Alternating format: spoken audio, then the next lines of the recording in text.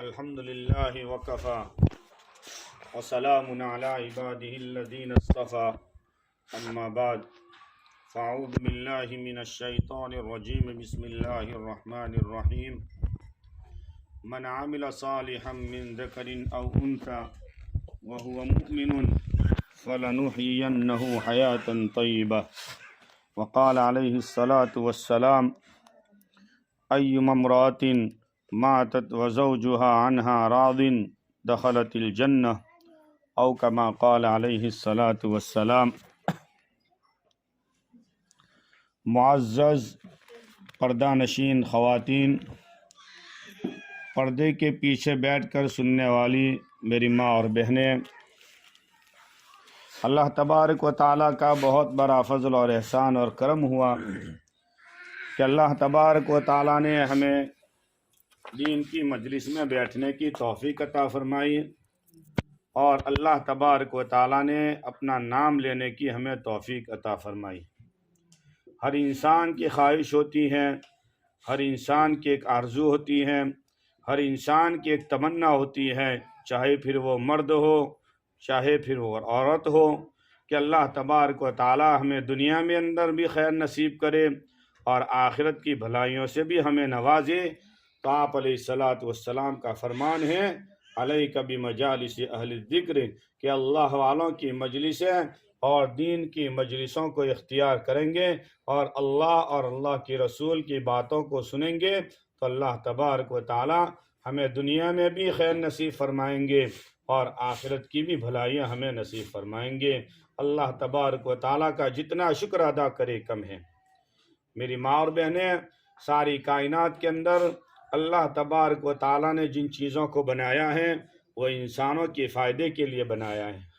جتنی بھی چیزیں دنیا میں ہیں وہ انسانوں کے فائدے کے لیے ہیں، اور اس کائنات کے اندر اگر کسی کا حکم چلتا ہے تو وہی خالق کائنات اور ہمارے پروردگار کا حکم چلتا ہے، اور اس دنیا کے اندر اسی کی بادشاہت کار فرما ہے، اسی کی کاریگری کار فرما ہے۔ دنیا کا جو وجود بخشا ہے اور دنیا میں جب زندگی جی رہے ہیں، اللہ کے حکم کے بغیر کوئی چیز اس کے دائرے سے باہر نہیں ہے۔ ان الحکم الا للہ، دنیا کے اندر اللہ ہی کا حکم چلے گا، اللہ ہی کی یہ کاریگری چلے گی اور اللہ ہی کی بادشاہت کار فرما ہے۔ اس لیے میری ماں اور بہنیں، اللہ تبارک و تعالیٰ نے ہمیں مسلمان بنایا، مسلمان گھرانے میں ہمیں پیدا کیا اور اس کا نام لینے کی ہمیں توفیق عطا فرمائی۔ جتنا بھی شکر ادا کرے کم ہے۔ اب اللہ تبارک و تعالیٰ کا شکر یہ ہے کہ ہم اللہ تبارک و تعالیٰ کی بندگی کرے، اللہ تبارک و تعالیٰ کی عبادت کرے، اور اللہ تبارک و تعالیٰ نے جن کاموں کے کرنے کا ہمیں حکم دیا ہے ان کاموں کو کرے، اور جن چیزوں سے ہمیں منع کیا ہے اس سے ہم رک جائے اور اس سے باز آ جائے۔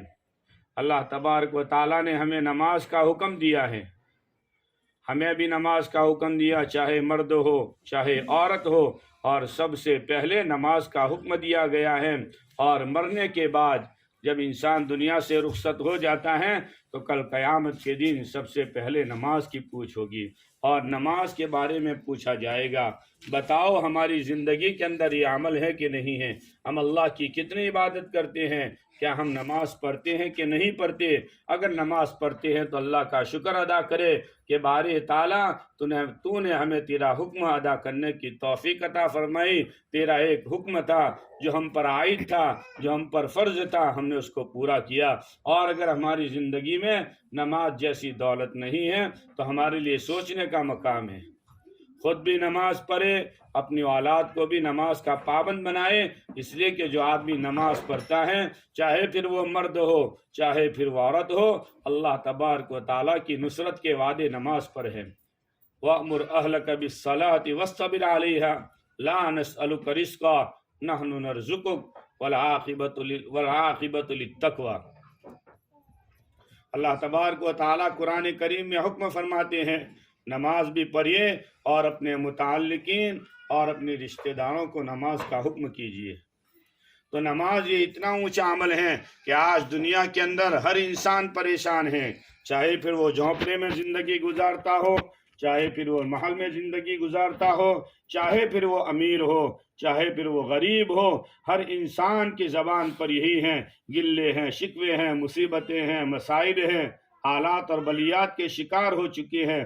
اس کا ایک ہی حل ہے کہ صحابہ کرام رضی اللہ عنہم کی زندگی ہمارے لیے نمونہ ہے، انبیاء کی زندگی ہمارے لیے نمونہ ہے کہ نبی کریم صلی اللہ علیہ وسلم نے فرمایا کہ جب تمہارے اوپر کوئی آفت آ جائے، تمہارے اوپر کوئی مصیبت آ جائے، تو سب سے پہلے نماز کا حکم ہے کہ نماز پڑھو اور نماز کے ذریعے سے اپنے مسائل کو حل کرواؤ۔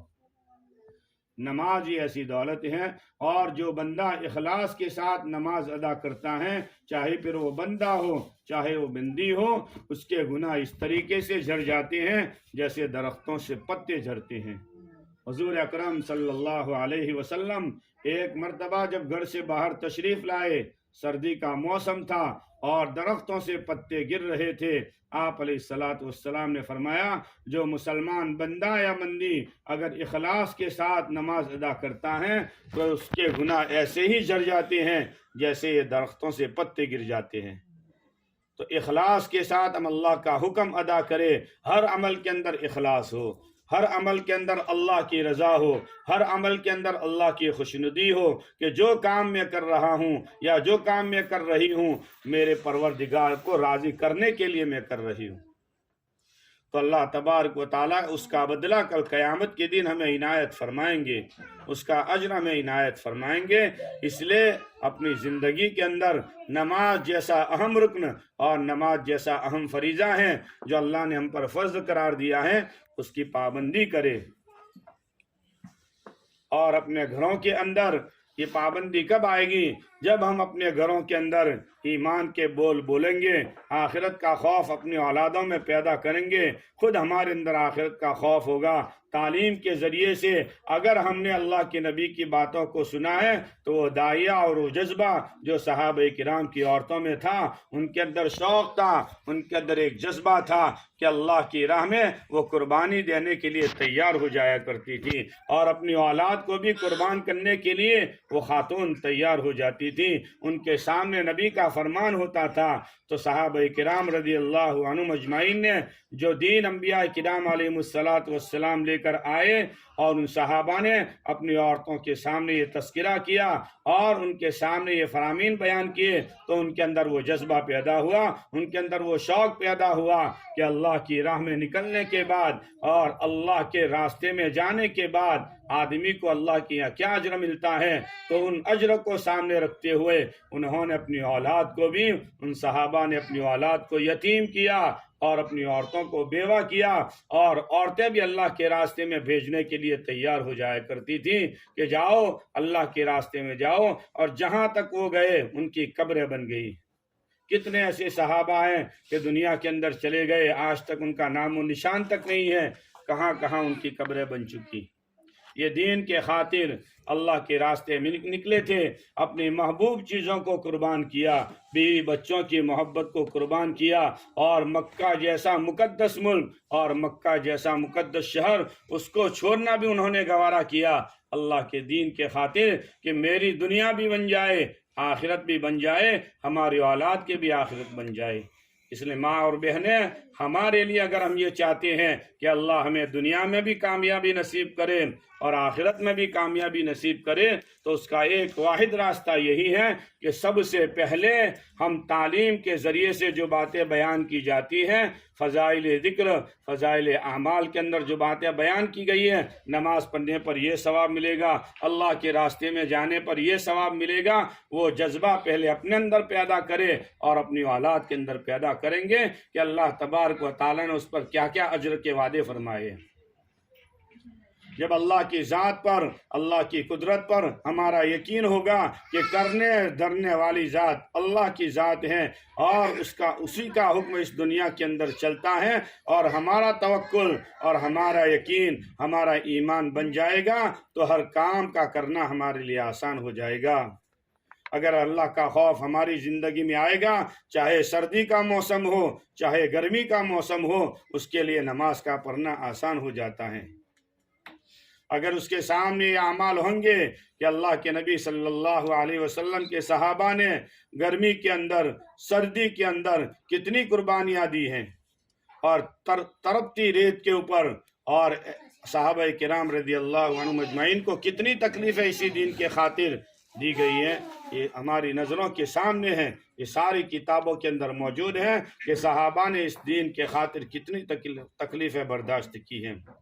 اور آپ علیہ السلام کو جو طائف کے اندر ستایا گیا، حالانکہ آپ ساری دنیا کے لیے رحمت بن کر آنے والے نبی ہیں، اور اس دنیا کا جو وجود ہے اس دنیا کو بنانے کا مقصد ہی آپ علیہ السلام کی ذات۔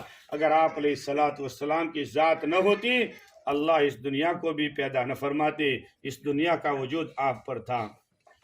لیکن آپ علیہ السلام کے اندر ایک کرہن تھی، ایک جذبہ تھا کہ میرا ایک ایک امتی جہنم سے بچ کر جنت میں جانے والا کیسے بن جائے۔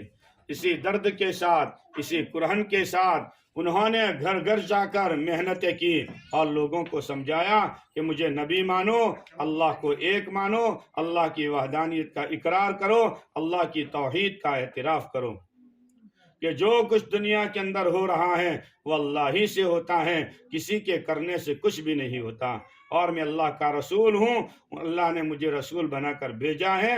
تو جن لوگوں نے نبیوں کی بات مانی ہے، اللہ نے اسے دنیا میں بھی کامیاب کیا ہے اور اللہ نے اسے آخرت میں بھی کامیاب کیا ہے۔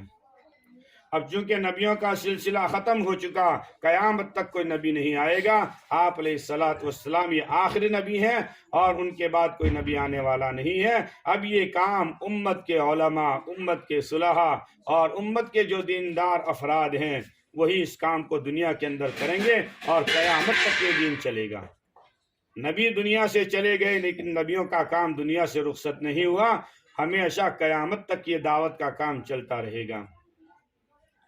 اس لیے میری ماں اور بہنیں، اگر ہم یہ چاہتے ہیں کہ اللہ تبارک و تعالی ہمیں دنیا کے اندر بھی کامیاب کرے، آخرت کے اندر بھی کامیاب کرے، تو سب سے پہلے نماز کی پابندی کرے۔ اللہ نے جو کلمہ ہمیں دیا ہے، ایمان کی جو دولت سے نوازا ہے، تو سب سے پہلے ہمارا ایمان بننا چاہیے اور ہمارا کلمے پر یقین ہونا چاہیے، اللہ کی قدرت پر ہمارا یقین ہونا چاہیے۔ کلمے کے اندر اللہ کا نام ہے، جس طریقے سے اللہ کا نام اونچا ہے ایسے ہی اللہ کی ذات بھی بڑی اونچی ہے، اور وہ خدا جنہوں نے ہماری ضرورتوں کو پورا کیا ہے اور دنیا میں آنے سے پہلے ہماری حاجتوں اور ہماری ضرورتوں کو وہ جانتا تھا، تو دنیا میں آنے سے پہلے ہماری وہ ضرورتوں کا انتظام کرتا ہے۔ ابھی بچہ دنیا میں پیدا نہیں ہوا، دنیا میں اس کا وجود نہیں ہوا، اس سے پہلے اس کے لیے بستر اور اس کے لیے اس کی ضرورت کی چیزیں تیار کی جاتی ہیں۔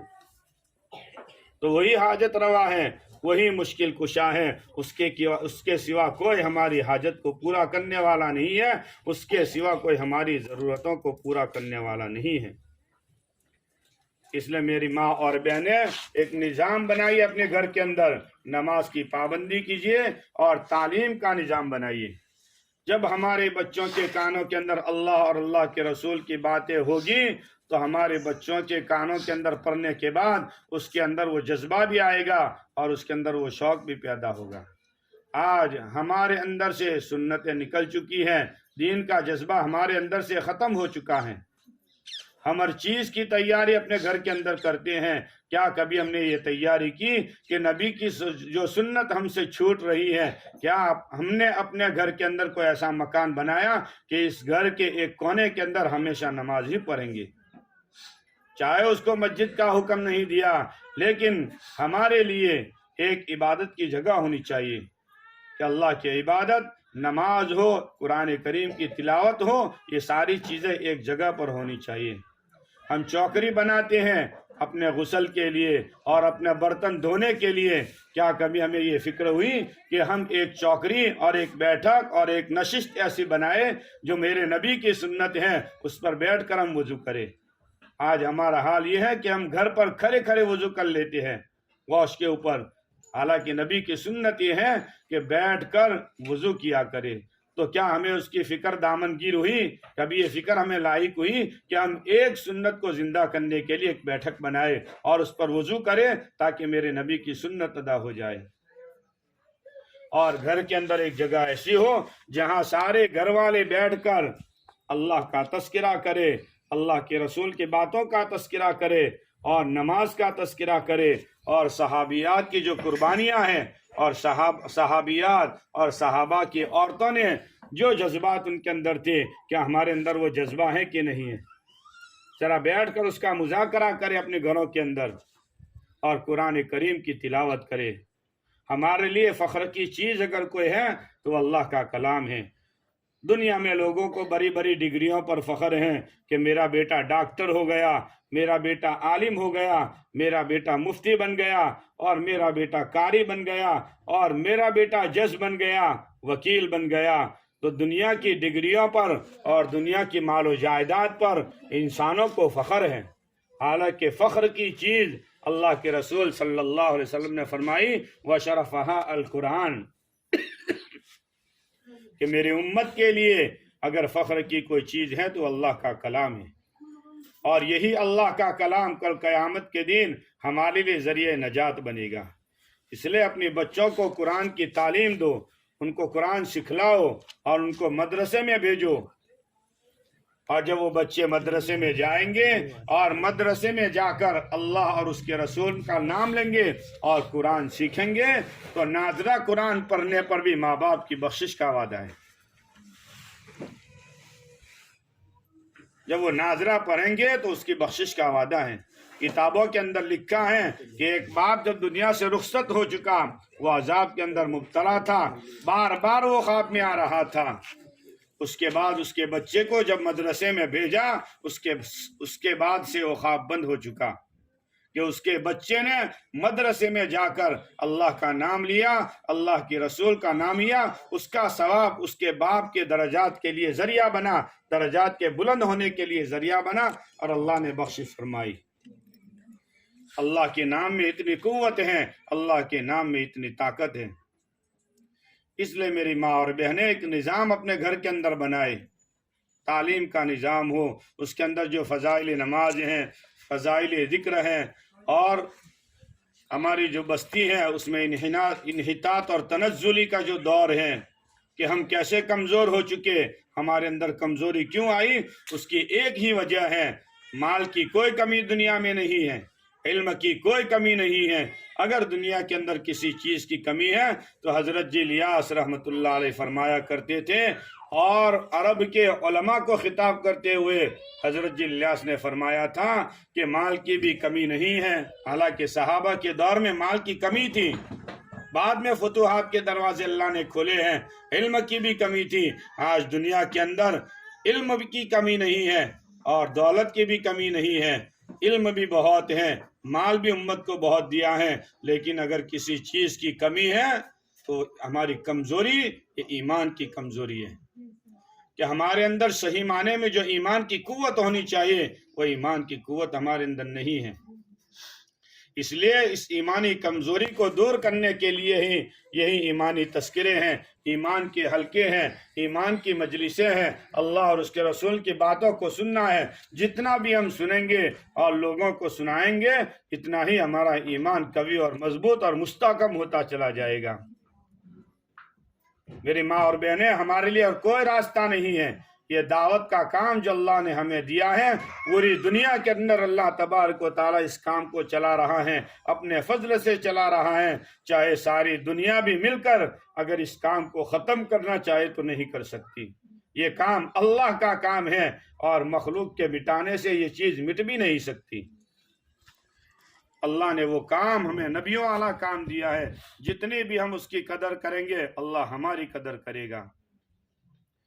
اسی لیے شیخ یونس جوہن پوری نور اللہ مرکزہ کے ملفوظات میں لکھا ہے کہ اس دور کے اندر دعوت و تبلیغ کا جو کام ہے وہ ایک عظیم کام ہے، اور امت کے جو بڑے افراد ہیں، جو عوام ہیں، چاہے پھر وہ مرد ہو چاہے پھر عورت ہو، ان کی زندگی میں اگر یہ چیز پیدا کرنی ہے، دین کو پیدا کرنا ہے، تو اس کے سوا اور کوئی عمل بھی نہیں ہے، کہ عوام کو بچانے والی اور عوام کے دلوں میں اللہ کا خوف پیدا کرنے والی، چاہے پھر وہ مرد ہو چاہے پھر عورت ہو، اللہ نے یہ جو کام کیا ہے، تجربے کے ساتھ میں کہتا ہوں کہ یہ کام اللہ نے جو دیا ہے، وہ امت کے وہ لوگ جو مدرسے میں نہیں گئے ہیں اور نافرمان ہیں، باغی ہیں اور جہالت کی زندگی گزار رہے ہیں، اس عمل کے ذریعے سے اللہ ان کی زندگی کی کایا پلٹ دیتا ہے۔ یہ بڑا مبارک عمل ہے کہ کتنے چور ہیں، کتنے ڈاکو ہیں، کتنے لٹیرے ہیں، دنیا کی حکومتیں تھک گئی ان کو صحیح راستے پر لانے کے لیے، لیکن ایک اللہ کا بندہ جب اللہ کے دین کی دعوت کو لے کر دنیا میں گیا ہے تو حکومتیں ان ڈاکو اور لٹوروں سے تنگ آ گئی تھی اور سمجھا سکتی تھی لیکن باز نہیں آتے تھے۔ ایک اللہ کا بندہ اللہ کے دین کی بات جب اس کے سامنے کرتا ہے، اللہ تبارک و تعالی مصرف قلوب ہے، دلوں کو پھیرنے والی چیز ذات اللہ کی ذات ہے، تو بڑے بڑے ڈاکو اور بڑے بڑے لٹوروں کو اور بڑے بڑے ڈکیتی کرنے والوں کو اور چوروں کو اس کام کے ذریعے سے اللہ نے ہدایت دی ہے۔ یہ کام اللہ نے ہمیں دیا ہے، اللہ ہمیں اس کی قدردانی کرنے کی توفیق عطا فرمائے۔ جس شعبے کے اندر دین کا کام ہو رہا ہو، اللہ ہمیں اس کی قدردانی کرنے کی توفیق عطا فرمائے۔ تو میری ماں اور بہنیں، آپ سے عاجزانہ التماس اور درخواست ہے کہ اپنے اندر اللہ کا خوف پیدا کرے اور نماز کی پابندی کرے اور ایک دوسرے کے حقوق پہچانے۔ مرد پر شوہر پر بیوی کے کیا حقوق ہیں، بیوی پر شوہر کے کیا حقوق ہیں۔ اگر میاں بیوی مل کر ایک دوسروں کے حقوق کی پاسداری اور لحاظ کریں گے، میاں بیوی کی زندگی پرامن اور سکون والی گزر سکتی ہے۔ اگر ایک عورت یہ چاہتی ہے کہ میرا شوہر غلط راستے پر نہ جائے اور میرا شوہر مجھے چھوڑ کر کسی اور لڑکی کے ذریعے سے غلط قدم نہ اٹھائے، جب دنیا کے خاتون اس چیز کو برداشت نہیں کر سکتی تو اللہ تبارک و تعالیٰ بھی اس کو برداشت نہیں کر سکتا کہ میرے سوا کسی اور کے سامنے تم سر جھکاؤ اور میرے سوا کسی اور کے سامنے اپنی حاجتیں اور اپنی مشکلوں کا اظہار کرو۔ وہ تنے تنہا ایک ہی اللہ کی ذات ہیں، اس کے ساتھ کسی کو شریک نہ ٹھہراؤ۔ اللہ ایک ہے اور اللہ ایک ہی رہے گا۔ وہی ہمارا پالنہار ہے، وہی ہمارا پروردگار ہے، وہ ہمارا خالق ہے، وہ ہمارا مالک ہے، روزی بھی وہ ہمیں دیتا ہے۔ اگر ہم نماز پڑھیں گے تو نماز پر روزی کا وعدہ ہے۔ شیخ زکریا رحمۃ اللہ علیہ نے لکھا ہے، وَأْمُرْ أَهْلَكَ بِالصَّلَاةِ وَاسْتَبِرْ عَلَيْهَا لَا نَسْأَلُكَ رِزْقًا نَحْنُ نَرْزُقُكَ۔ ایک طرف نماز کا ذکر اور اس کے بعد روزی، کیا مطلب؟ حضرت فرماتے ہیں اللہ تعالیٰ یہ کہنا چاہتے ہیں، میرے بندے اور میری بندی، اگر تو نماز پڑھے گی تو میں تمہیں روزی دوں گا اور روزی برکت والی دوں گا۔ حالانکہ روزی اللہ تبارک و تعالیٰ اپنے نافرمان بندوں کو بھی دیتا ہے۔ دنیا میں کتنے نافرمان ہیں جو اس کو مانتے نہیں، اللہ کی ذات کو مانتے نہیں ہیں۔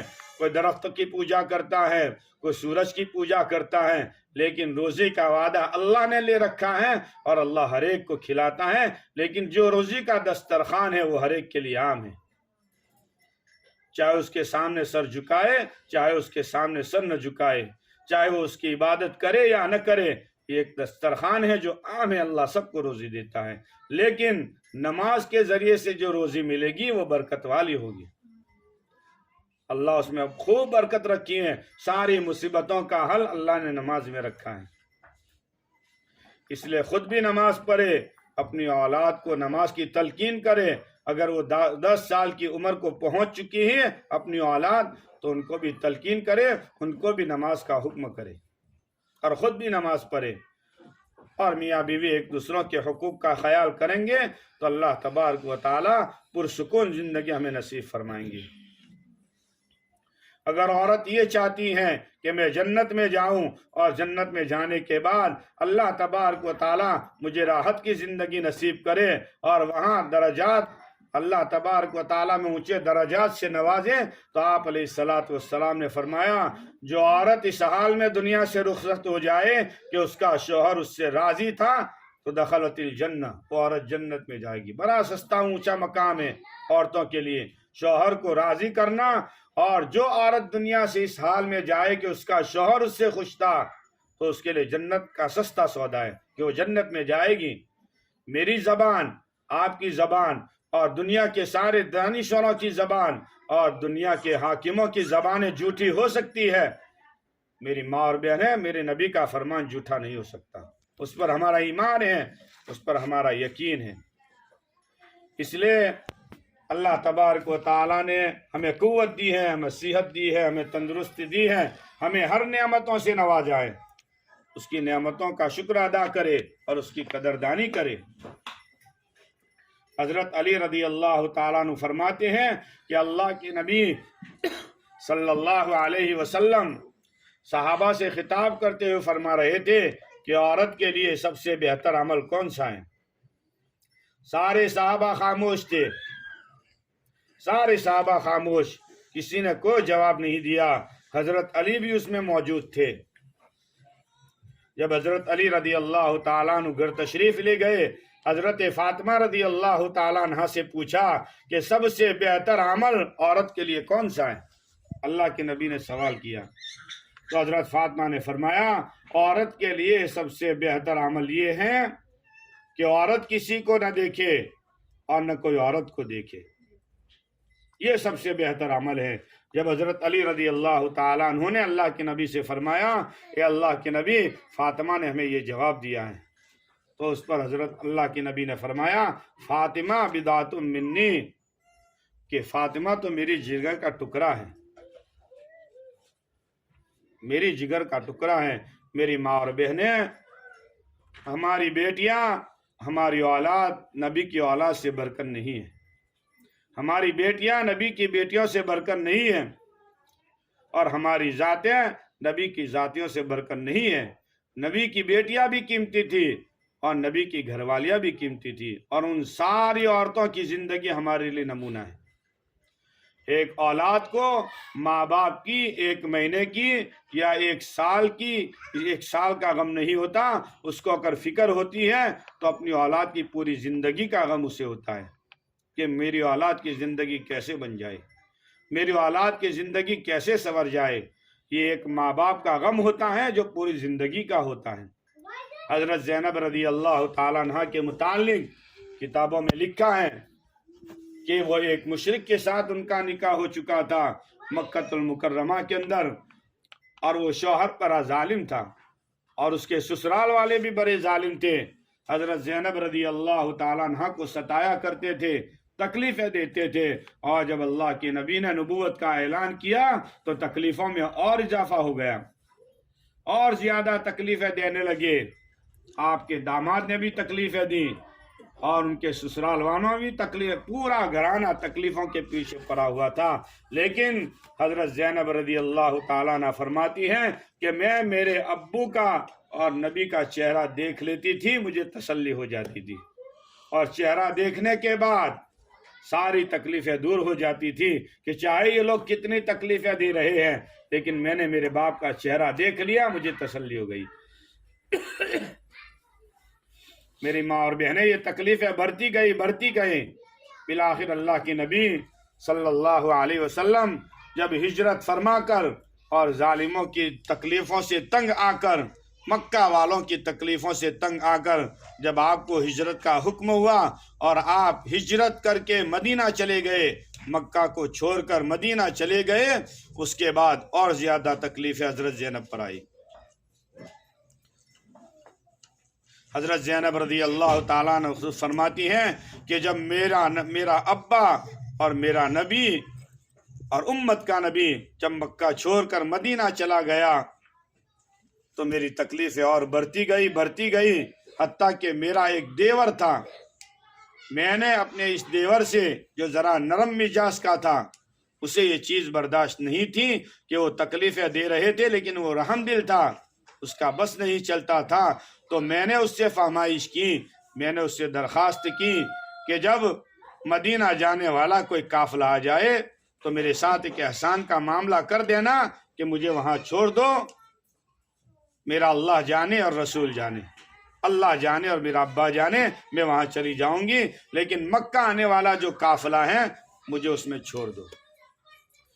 چنانچہ جب قافلہ آیا تو اس دیور نے جو رحم دل تھا چپکے سے حضرت زینب رضی اللہ تعالیٰ عنہ کو اس قافلے کے حوالے کر دیا اور اس قافلے میں ملا دیا۔ حضرت زینب رضی اللہ تعالیٰ عنہ روانہ ہو چکی، قافلہ روانہ ہو چکا۔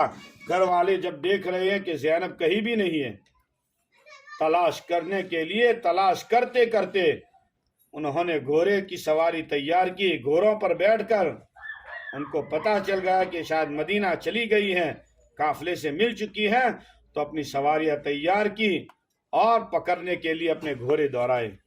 اب قافلہ اونٹ پر سوار تھا، سارے قافلہ والے اونٹ پر تھے، حضرت زینب رضی اللہ تعالیٰ عنہ۔ اور کتنی دوڑ ہوتی ہیں اونٹ کی، اس کے مقابلے میں گھوڑے کی طاقت اور گھوڑے کی دوڑ بڑی لمبی ہوتی ہے۔ تو گھوڑے پر سوار ہو کر پیچھے چلے گئے اور ان کا تعاقب کیا، ان کا پیچھا کیا۔ جب قریب پہنچے، حضرت زینب نے دیکھ لیا پیچھے سے قافلہ آ رہا ہے، اپنے قافلہ والوں سے فرمایا جلدی بھگاؤ، مجھے پکڑنے کے لیے قافلہ آ رہا ہے۔ بالکل جب قریب آ گیا، قافلہ والوں نے کہا کہ رک جاؤ، حضرت زینب سے کہا کہ رک جاؤ، قافلہ والوں سے حضرت زینب کے قافلہ والوں سے فرمایا رک جاؤ، لیکن وہ رکے نہیں۔ دور سے ایسا برچھا مارا کہ نازک مقام پر لگا، خون چھوٹ گیا اور بے ہوش ہو کر زمین پر گر گئی حضرت زینب رضی اللہ تعالیٰ عنہ۔ نازک مقام پر جب لگا، خون چھوٹ گیا، بے ہوش ہو کر گر گئی۔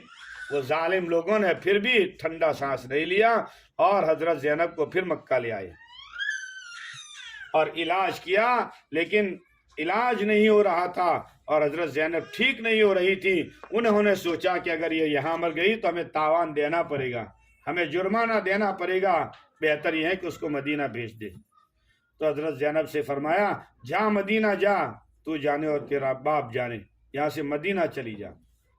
تو حضرت زینب اسی بیماری کی حالت میں مدینہ منورہ تشریف لے گئی۔ اللہ کے نبی صلی اللہ علیہ وسلم نے علاج اور معالجہ کیا اور اسی بیماری کی حالت میں چند ایام تک اور چند دنوں تک حضرت زینب رضی اللہ تعالیٰ عنہ زندہ رہی اور پھر دنیا سے رخصت ہو گئی، اللہ کو پیاری ہو گئی۔ جب ان کا انتقال ہو گیا اور آپ علیہ السلام نے جب حضرت زینب کو قبر میں اتارا تو آپ کے چہروں کے اوپر، آپ کے چہرے کے اوپر اداسی تھی، مایوسی تھی، آپ غمگین تھے۔ صحابہ منظر دیکھ رہے تھے کہ اللہ کے نبی کے چہرے پر اداسی ہے، مایوس ہے۔ پھر تھوڑی دیر ہوئی تو آپ مسکرائے، آپ کے چہرے پر خوشی کا اظہار دیکھا صحابہ نے۔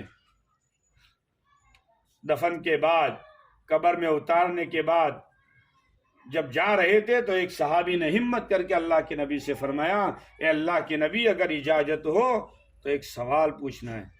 کہا پوچھو۔ کہا اللہ کے نبی آج تک ہم نے ایسا منظر نہیں دیکھا، پہلی بار یہ منظر دیکھا کہ آپ نے جب اپنے لختے جگر حضرت زینب رضی اللہ تعالیٰ عنہ کو قبر میں اتارا تو آپ کے چہرے پر پہلے مایوسی تھی، اداسی تھی، اور تھوڑی دیر کے بعد آپ مسکرا رہے تھے، ہنس رہے تھے۔ کیا بات ہے؟ اس وقت اللہ کے نبی صلی اللہ علیہ وسلم نے فرمایا کہ جب انسان مر جاتا ہے، یہ برزخ کا عذاب ہے، جب انسان مر جاتا ہے تو سب سے پہلے قبر اسے بھیجتی ہے اور اس کو دباتی ہے، چاہے کوئی بھی ہو، سب سے پہلے قبر اسے دباتی ہے۔ تو میں اللہ سے یہ فرمائش کر رہا تھا، اللہ سے یہ دعا مانگ رہا تھا، باری تعالیٰ تجھے معلوم ہے کہ میری زینب کتنی تکلیفیں برداشت کر کے آئی ہے۔ میری زینب نے نہ نماز کو چھوڑا ہے، میری زینب نے نہ کسی کو تکلیف دی ہے، اور میری زینب بڑی خندہ پیشانی والی تھی، بڑی ہسمکھ تھی، اور آج تک کسی کو ستایا بھی نہیں ہے، اور تیرا ہر حکم مانتی تھی۔ آج میری زینب قبر کے حوالے ہوئی ہے، بڑی تکلیفیں کھا کر اے باری تعالیٰ میری زینب آج قبر کے حوالے ہوئی ہے۔ میری آپ سے یہ درخواست ہے، دعا ہے کہ باری تعالیٰ عذاب قبر ہے، جو برزخ کا عذاب ہے، اس کو مستثنی کر دے کہ آج قبر میری زینب کو نہ دبائے۔ تو میں یہ دعا کر رہا تھا، اللہ نے فرمایا اے پیارے نبی میں نے آپ کی دعا قبول کر لی، قبر آپ کی زینب کو نہیں دبائے گی۔ قبر آپ کی زینب کو تب جا کے میرے چہرے پر مسکراہٹ آئی اور میرے چہرے کے اوپر तब जाके जो उदासी थी वो दूर हो गई। तो मेरी माँ और बहनें, हजरत ज़ैनब दुनिया से रुखसत हुई, नमाज नहीं छोड़ी थी, हम नमाजें भी नहीं पढ़ते थे, किसी को तकलीफ नहीं पहुंचाई थी, हम कितनों को तकलीफ पहुंचाते हैं। आज हमारी ज़बानें महफूज नहीं, आज हमारी आंखें महफूज नहीं, आज हमारे कान महफूज नहीं है गुनाहों से। हमारे कानों के अंदर गानों की आवाज़ें आ रही हैं, हमारी आंखों के अंदर बदनिगाही की शिकार हो चुकी है हमारी आंखें, और हमारी ज़बान भी बजाय अल्लाह के जिक्र के और अल्लाह की याद के आज गुनाहों के अंदर मुब्तला हो चुकी हैं। आज हमारी ज़बानें महफूज भी नहीं है। इसीलिए अल्लाह के नबी सल्लल्लाहु अलैहि वसल्लम ने फरमाया, जो दो चीज़ों की ज़मानत दे दे मैं जन्नत की ज़मानत देता हूँ। एक अपनी ज़बान उसमें है कि अपनी ज़बान की हिफाजत कर ले, अपने ज़बान को कंट्रोल में रखे, किसी को गाली गलोच और किसी को गाली न दे, ज़बान से किसी को बुरा भला न कहे, कहे तो अच्छी बात कहे। मन कान युमिनु बिल्लाहि वल यौमिल आखिर फलयकुन खैरन औ लियस्मुत। अगर ज़बान से कहे तो भली बात कहे, अगर आखिरत पर ईमान है, अल्लाह और उसके रसूल पर हमारा ईमान है, तो कहे तो भली बात कहे। इसलिए मेरी माँ और बहनें, आखिर में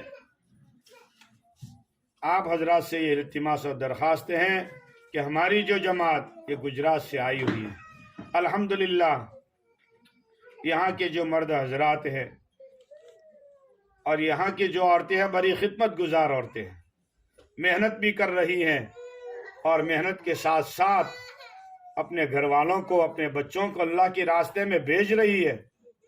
बड़ी मसरत का मौका है हमारे लिए, बड़ी खुशी का मौका है। लेकिन माँ और बहनें, अगर हमारा घर वाला, अगर हमारी औलाद अल्लाह के रास्ते में जाती हैं और अपनी आखिरत की फ़िक्र करती है, तो हमें भी अपनी आखिरत की फ़िक्र की ज़रूरत है।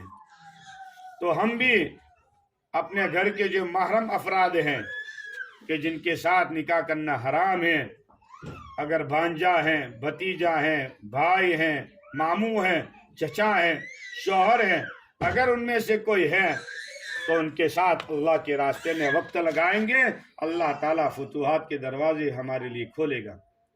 तो हमारे अंदर भी ये जज्बा पैदा करें कि हम अल्लाह के दीन के लिए अल्लाह के रास्ते में जाएंगे। और हमारी ज़िंदगी, हम मोहताज हैं, हमारी ज़िंदगी कैसे बन जाए, हमारी ज़िंदगी के अंदर अल्लाह का खौफ कैसे पैदा हो जाए, हमारा ईमान, हमारा यकीन कैसे बन जाए, उसके लिए सबसे पहले अपनी ज़ात से हमें शुरुआत करने की ज़रूरत है कि हम भी अल्लाह के रास्ते में अगर जाएंगे तो अल्लाह तबारक व तआला हमें पाकीज़ा ज़िंदगी अता फरमाएगा। और कुरान का ऐलान है, मन आमिल सालिहन मिन ज़करिन औ उन्सा व हुवा मुमिनुन फलनुहयिन्नहु हयातन तय्यबा। जो औरत, चाहे मर्द हो चाहे औरत हो, अगर नेक अमल करते हैं, अच्छा अमल करते हैं, हम उसको पाकीज़ा ज़िंदगी नायत फरमाएंगे। हर एक की ख्वाहिश होती है कि हम पाकीज़ा ज़िंदगी गुजारें, तो उसकी बुनियाद ये है कि हम अच्छे अमाल करें। और अच्छे अमाल की तौफीक कब हमें नसीब होगी?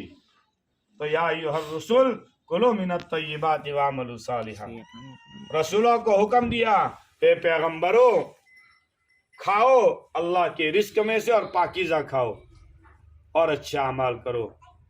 तो अच्छे अमाल की तौफीक उसी वक्त हमें नसीब होगी जबकि हमारा लुकमा भी सही हो, हमारा लुकमा भी पाकीज़ा हो, हलाल हो। तो अपनी औलाद को हलाल खिलाओ, खुद भी हलाल खाए, अपनी औलाद को हलाल खिलाएंगे तो वही औलाद माँ बाप का मकाम पहचानेगी कि माँ क्या चीज़ है, बाप क्या चीज़ है, चचा क्या चीज़ है, मामू का क्या एहतराम करना चाहिए, कैसे एहतराम करना चाहिए, ये सारी चीज़ें फिर उसके अंदर आएगी। लेकिन लुकमा सही हो, लुकमा अगर हलाल का है, अल्लाह खुद ब खुद उसके अंदर से अच्छे अमाल सादिर हो जाएंगे, अच्छे अमल निकलेंगे।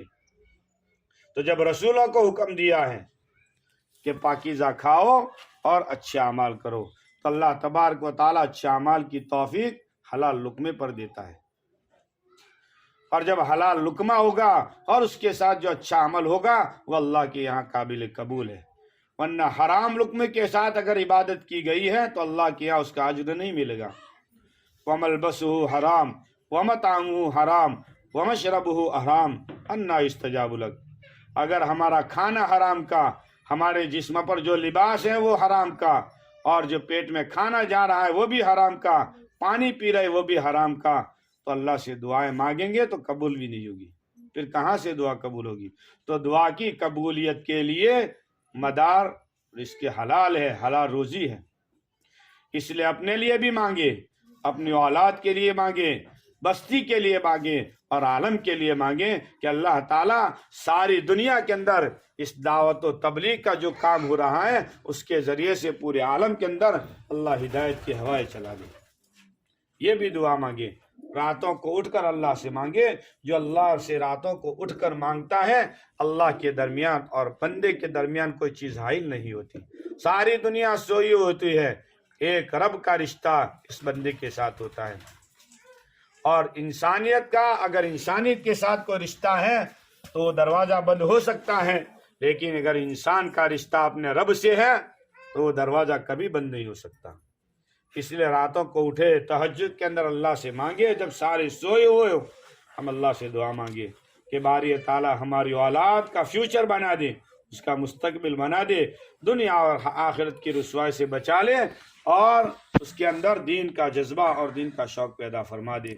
और उनके लिए सारी भलाइयाँ मांगे, दुनिया की भी मांगे, आखिरत की भी मांगे, और सबके लिए मांगे। और एक निज़ाम अपना हमारे घर के अंदर बनाए। रोज़ाना हम तालीम का थोड़ा सा वक्त निकालें और थोड़ी सी तालीम फ़ज़ाइल आमाल है, फ़ज़ाइल ज़िक्र है, उसमें से करेंगे तो इंशाअल्लाह वो जज्बा और वो शौक़ हमारे दिलों में पैदा होगा।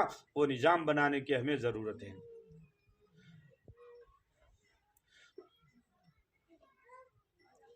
वक्त हो चुका है।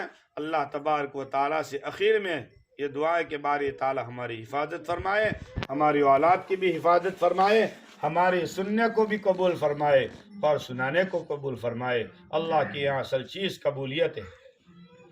अल्लाह हमारे अमाल को, हमारे सुनने को, हमारे पढ़ने को, हमारे पढ़ाने को, अल्लाह हर एक के निकलने को कबूल फरमाए, और हर एक के सदक़ात को, खैरात को और अमाल को अल्लाह कबूल फरमाए। इसलिए मेरी माँ और बहनें खुद भी जमात में जाए, अपने घर वालों के साथ, अपने भाई बहन, अपनी बहन है उसको भी लेकर जाए, और उसके अंदर वो शौक़ पैदा करे। तो इंशाअल्लाह अगर अल्लाह की राह में हम निकलेंगे, अल्लाह हमारी ज़िंदगी बनाएगा। अल्लाह तबारक व तआला कहने सुनने से ज़्यादा अमल की तौफीक अता फरमाए। दुरूद शरीफ।